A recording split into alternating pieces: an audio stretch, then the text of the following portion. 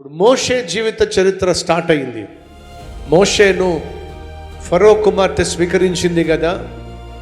మరి ప్యాలెస్లో మోషే ఎలా పెరిగాడు, ఏ విద్యలు నేర్చుకున్నాడు, ఎంతకాలం పెరిగాడు, ఎందుకని మర్డర్ చేశాడు, హత్య మోషేకి ఎటువంటి కష్టాన్ని తీసుకొచ్చింది, ఆ తర్వాత ఎక్కడికి పారిపోయాడు, ఏ విధంగా దేవుడి చేతిలో పడ్డాడు, ఆ తర్వాత ఎలా మారిపోయాడు. ఒక్కటి కాదండి, ఇక నుంచి ప్రతి ఆదివారం మీరు కని విని ఎరుగున రీతిలో అద్భుతమైన సందేశాలు, అద్భుతమైనటువంటి బైబిల్ దృశ్యాలు మీరు కళ్ళారా చూడబోతున్నారు. మీ బంధువులకు తెలియచేయండి, మీ స్నేహితులకు తెలియచేయండి. మీతో పాటు వారు కూడా దేవుని సన్నిధికి వచ్చి ఈ అద్భుతమైన సందేశాల ద్వారా, ఈ అద్భుతమైనటువంటి దృశ్యాల ద్వారా వారి జీవితాలు బాగు చేసుకుంటే ఎంత బాగుంటుంది.